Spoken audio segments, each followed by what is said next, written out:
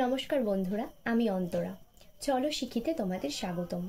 আজ অষ্টম শ্রেণীর অবনীন্দ্রনাথ ঠাকুরের লেখা নাটোরের কথা গল্পটির পাঠ্য প্রসঙ্গ এবং বিষয়বস্তু সম্পর্কে তোমাদের সাথে আলোচনা করব। তো ভিডিওটি শেষ হওয়া পর্যন্ত সাথে থেকো। প্রথমেই আমরা অবনীন্দ্রনাথ ঠাকুরের কবি পরিচিতি সম্পর্কে জেনে নেব। অবনীন্দ্রনাথ ঠাকুরের জন্ম 1871 সালে। রবীন্দ্রনাথ ঠাকুরের ভাইপো অবনীন্দ্রনাথ ছিলেন একজন প্রখ্যাত শিল্পী। তার কিছু বিখ্যাত গ্রন্থের নাম রাজকাহিনী, ভূতপতরির দেশ, নালক, শকুন্তলা, ক্ষীরের পুতুল, খাতাঞ্জির খাতা, আলোর ফুলকি, বুড়ো আংলো, ঘরোয়া, জোড়াসাঁকোর ধারে, ভারত শিল্প ইত্যাদি। আর এই ঘরোয়া গ্রন্থ থেকেই আমাদের মূল পাঠ্যটি গ্রহণ করা হয়েছে। তো চলো শুরু করা যাক গল্পটি। তোমরা সকলেই যারা এই গল্পটি শুনছো বা দেখছো, প্রত্যেকেই পাঠ্য বইটি সামনে রাখবে। আজ সকালে মনে পড়ল একটি গল্প, সেই প্রথম স্বদেশী যুগের সময়কার, কি করে আমরা বাংলা ভাষায় প্রচলন করলুম। তাহলে এখানে কবি বলছে যে তার সকালবেলাতে একটি গল্প মনে পড়েছে। না, কোন গল্পটা? সেই প্রথম স্বদেশী যুগের সময়কার। স্বদেশী যুগ, স্বদেশী যুগ বলতে কোন সময়টাকে বুঝিয়েছে? স্বদেশী যুগকে বলতে 1905 খ্রিস্টাব্দের সমকালীন বঙ্গভঙ্গ আন্দোলনের সময়কালকে বোঝানো হয়েছে। ভূমিকম্পের বছর সেটি। প্রভিন্সিয়াল কনফারেন্সে হবে নাটোরে। আচ্ছা, তো যেই সময়টার কথা বোঝানো হয়েছে বা বলা হয়েছে, সেই সময়টি কিসের সময়? ভূমিকম্পের সময়। মানে সেই বছরটি ভূমিকম্প হয়েছিল, তার জন্য বলা হয়েছে সেই বছরটি। প্রভিন্সিয়াল কনফারেন্স কথার অর্থ কি? প্রভিন্সিয়াল কথার অর্থে হলো প্রাদেশিক সম্মেলন। এই প্রাদেশিক সম্মেলনটা কোথায় হবে? হবে নাটোরে। নাটোরের মহারাজা জগদীন্দ্রনাথ ছিলেন রিসেপশন কমিটির প্রেসিডেন্ট। তাহলে এখানে আমরা একটা প্রশ্ন পেয়ে যাচ্ছি, নাটোরের মহারাজা জগদীন্দ্রনাথ কোথাকার প্রেসিডেন্ট ছিলেন? না, রিসেপশন কমিটির প্রেসিডেন্ট। আচ্ছা, এই নাটোরের মহারাজা, এই নাটোর, তাহলে এই নাটোর প্রসঙ্গে যদি আমরা জানতে চাই, তাহলে নাটোর হচ্ছে বাংলাদেশের রাজশাহী বিভাগে অবস্থিত। আর এখানে একটি রাজবাড়ি ছিল, সেই রাজবাড়িটার নাম কি? রানী ভবানী রাজবাড়ি। নাটোর হচ্ছে মূলত একটি রাজবংশ। এই নাটোর রাজবংশের জমিদারি পরিচালনা করতেন রানী ভবানী। পরবর্তীতে নাটোরের রাজা হয়েছিলেন জগদীন্দ্রনাথ, তাই জন্য তাকে নাটোর বলে সম্বোধন করা হতো। পরের লাইনে আমরা সেটি দেখতে পারবো। আমরা তাকে শুধু নাটোর বলেই সম্ভাষণ করতুম। তাহলে কাকে নাটোর বলে সম্ভাষণ করা হতো? জগদীন্দ্রনাথকে। কেন? কারণ তিনি নাটোরের রাজা ছিলেন। নাটোর নেমন্তন্ন করলেন আমাদের বাড়ির সবাইকে। আমাদের বাড়ির সঙ্গে তার কিছু বিশেষ ঘনিষ্ঠতা আমাদের কাউকে ছাড়বেন না। দীপুদা, দীপুদা অর্থাৎ দীপেন্দ্রনাথ ঠাকুর। এই দীপেন্দ্রনাথ ঠাকুর কে ছিলেন? এই দীপেন্দ্রনাথ ঠাকুর ছিলেন দ্বিজেন্দ্রনাথ ঠাকুরের বড় ছেলে। দ্বিজেন্দ্রনাথ ঠাকুরের বড় ছেলে। আর এই দ্বিজেন্দ্রনাথ ঠাকুর কে ছিলেন? দ্বিজেন্দ্রনাথ ঠাকুর ছিলেন দেবেন্দ্রনাথ ঠাকুরের বড় ছেলে। এবং দেবেন্দ্রনাথের বড় ছেলে ছিলেন দ্বিজেন্দ্রনাথ, এবং দ্বিজেন্দ্রনাথের বড় ছেলে ছিলেন এই দীপেন্দ্রনাথ, এবং সেই দীপেন্দ্রনাথকে দীপুদা বলা হয়েছে। আমরা বাড়ির অন্য সব ছেলেরা সবাই তৈরি হলুম রবি কাকা অর্থাৎ রবীন্দ্রনাথ ঠাকুর। তাহলে অবনীন্দ্রনাথ ঠাকুরের কাকাকে? রবীন্দ্রনাথ ঠাকুর। রবি কাকা তো ছিলেনই, আরও অনেক নেতারা, ন্যাশনাল কংগ্রেসের চাইরা, মানে কংগ্রেসের চাই, মানে চাই কথার অর্থ হচ্ছে নেতা।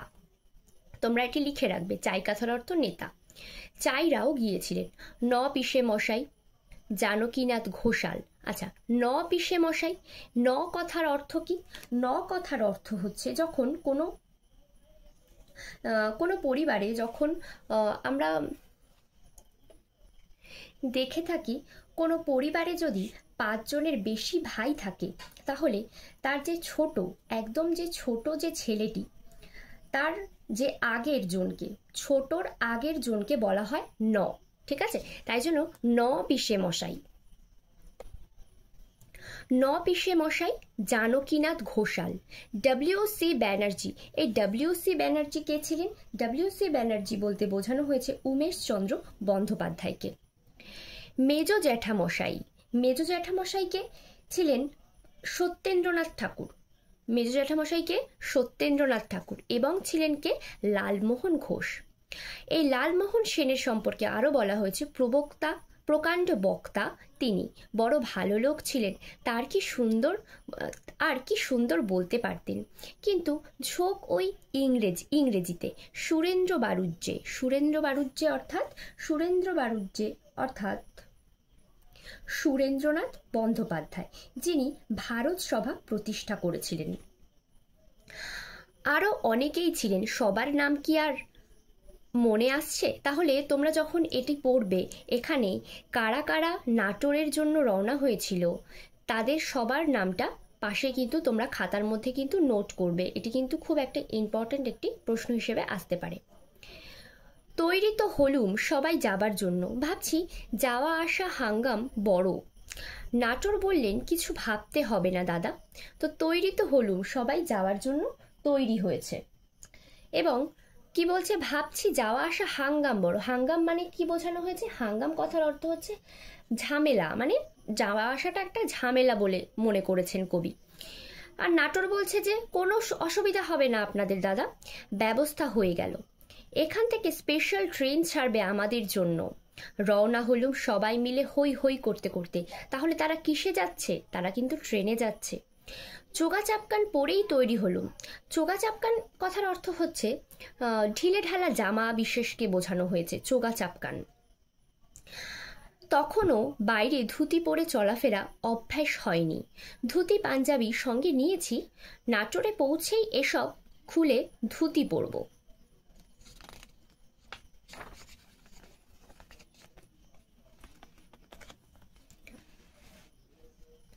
আমরা যুবকরা ছিলুম একদল, মহা ফুর্তিতে ট্রেনে চড়েছি। বলছে তাদের মধ্যে আরও একজন যুবক, মানে কি? যুবক মানে কম বয়সী যাদেরকে বোঝানো হয়েছে। নাটোরের ব্যবস্থা, রাস্তায় খাওয়া দাওয়ার কি আয়োজন, মানে নাটোররা কিরকম যাওয়ার জন্য ব্যবস্থা করেছে, তার রাস্তায় যখন যাবে খাওয়া দাওয়ারও একটা আয়োজন করেছেন। কিছুটি ভাবতে হচ্ছে না, স্টেশনে স্টেশনে খোঁজ খবর নেয়া, তদারক করা, কিছুই বাদ যাচ্ছে না, মহা আরামে যাচ্ছি। সারাঘাট তো পৌঁছানো গেল, সেখানেও নাটোরের চমৎকার ব্যবস্থা, কিছু ভাববারও নেই, কিছু করবারও নেই, সোজা স্টিমারে উঠে যাওয়া। তাহলে প্রথমে তারা কিন্তু ট্রেনে উঠেছে, তারপরে তারা স্টিমারে, আর এবং যাওয়ার পথেও তাদের কি আপ্যায়ন করা হয়েছে, তাদের কোথায় কি লাগবে সব একদম খবরাখবর, খোঁজ খবরও নেওয়া হয়েছে। সঙ্গের মোট খাট, বিছানা কম্বল। মোট খাট কথার অর্থ হচ্ছে পোটলা পুটলি, মানে তারা সঙ্গে করে যেগুলো যেগুলো নিয়ে যাচ্ছে সেগুলিকে বোঝানো হয়েছে মোট খাট। আর কি? বিছানা কম্বল প্রশ্ন করছে, বিছানা কম্বল। নাটোর বললেন, কিছু ভেবো না, সব ঠিক আছে। আমি বললুম, আর ভাববো না তো কি, ওতে যে ধুতি পাঞ্জাবি সব কিছুই আছে। নাটোর বললেন, আমাদের লোকজন আছে, তারা সব ব্যবস্থা করবে। দেখি নাটোরের লোকজনেরা বিছানা বাক্স মোটখাট সব তুলছে, আর আমার কথা শুনে মিটিমিটি হাসছে। এবার যখন কবি বলছেন যে আমাদের ধুতি পাঞ্জাবি রয়েছে ওর মধ্যে, ওগুলোর কি হবে, তখন রাজা বলছে যে তোমাদের কিছু চিন্তা করার দরকার নেই, ওগুলো সব ঠিক মতো জায়গায় পৌঁছে যাবে। যাক, কিছুই যখন করবার নেই, সোজা ঝাড়া হাত পায়ে স্টিমারে নির্ভাবনায় উঠে গেলুম। পদ্মা দেখে, তাহলে দেখো কোন নদীর প্রসঙ্গ এসেছে এখানে? পদ্মা নদী। পদ্মা দেখে মহা খুশি আমরা, ফুর্তি আর ধরে না। খাবার সময় হলো, ডেকের উপর টেবিল চেয়ার সাজিয়ে খাবার জায়গা করা হলো। তাহলে কোথায় খাচ্ছে ওরা কিন্তু স্টিমারেই ওদের খাওয়া দাওয়ার আয়োজন করা হয়েছে। এবং খাওয়া দাওয়ার আয়োজন করা হয়েছে সেখানে আবার ডেকের ওপর। এটা কোথায় হচ্ছে না ডেকের ওপর। সেখানে দেখো টেবিল চেয়ার সাজিয়ে খাবার জায়গা করা হলো। খেতে বসেছি সবাই একটা লম্বা টেবিলে। টেবিলের একদিকে হোমরা চোমরা চাইরা। হোমরা চোমরা চাই বলতে কাদেরকে বোঝানো হয়েছে? ওই যে বললাম চাই মানে নেতা, আর হোমরা চোমরা বলতে বোঝানো হয়েছে গণ্যমান্য ব্যক্তিদের। তাহলে সেই নেতারা কোথায় বসেছে? তারা বসেছে টেবিলের একদিকে, আর একদিকে আমরা ছোকরারা। ছোকরারা মানে ছেলের দলদের বোঝানো হয়েছে। দীপুদা আমার পাশে। আচ্ছা, দীপুদা বলতে কাকে বুঝিয়েছিলাম, কাকে বলেছিলাম? দীপেন্দ্রনাথ ঠাকুর, যিনি ছিলেন দ্বিজেন্দ্রনাথ ঠাকুরের বড় ছেলে। আর দ্বিজেন্দ্রনাথ ঠাকুর কে ছিলেন? দেবেন্দ্রনাথ ঠাকুরের বড় ছেলে। তাহলে সেই দীপুদা কোথায় বসেছে? আমার পাশে। খাওয়া শুরু হলো। বয়রা খাবার নিয়ে আগে যাচ্ছে ওই পাশে।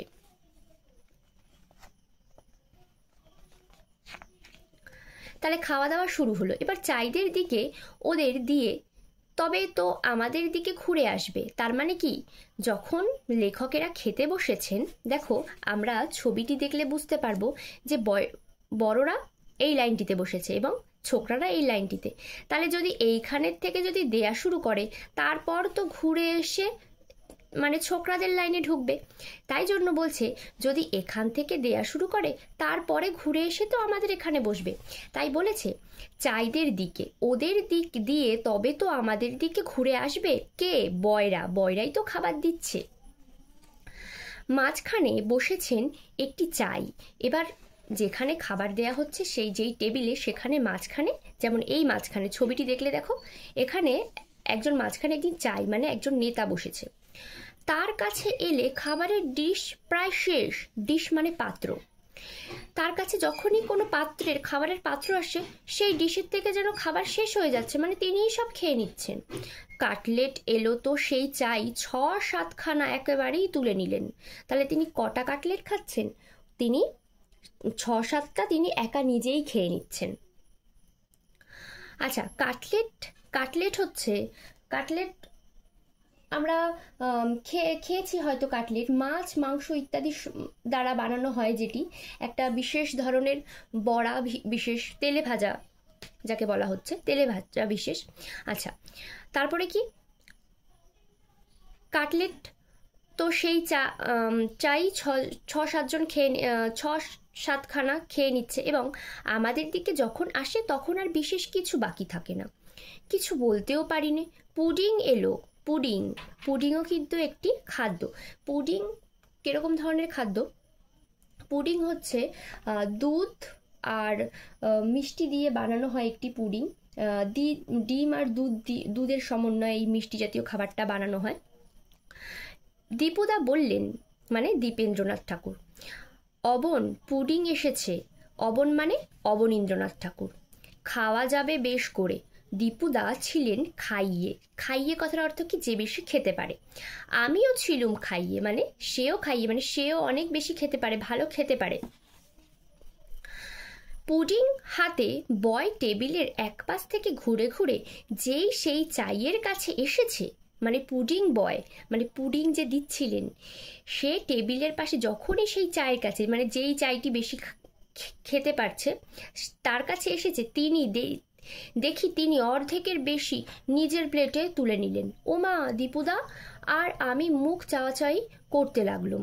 তখন এই দৃশ্য দেখে দীপুদা এবং যে কবি, তারা মুখ নিজের একজন আরেকজনের দিকে চেয়ে রয়েছে, মানে তাকিয়ে রয়েছে যে এটা কি হলো, আমরা ভাবলাম এত এত খাবো আর সেই চাই সব নিয়ে নিল।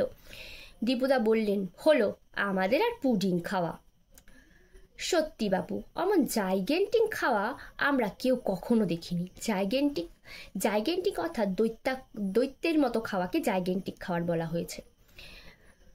মানে কার খাওয়াকে জাইগেন্টিক খাওয়া বলা যায়? সেই চাইয়ের খাওয়াকে। ওই রকম খেয়েই শরীরখানা ঠিক রেখেছেন ভদ্রলোক। বেশ, শরীরটা ছিল তার বলতেই হবে। দীপুদা শেষটায় বয়টাকে টিপে দিলেন, খাবারটা আগে যেন আমাদের দিকে আনে। মানে তখন দীপুদা দীপুদা কি করেছে, যে তাদেরকে খাবার পরিবেশন করছিল তাকে তাকে ইশারায় বুঝিয়ে দিয়েছেন যেন এবার যেন খাবারটা আমাদের দিক দিয়ে আসে। তারপর থেকে দেখতুম দুটো করে ডিশে খাবার আসতো। তখন থেকে যখন এরকম তাকে বোঝানো হয় তখন দুটো পাত্রতে খাবার নিয়ে আসা হয়েছে। একটা বয় ওদিকে খাবার দিতে থাকতো আর একটা এদিকে। চোখে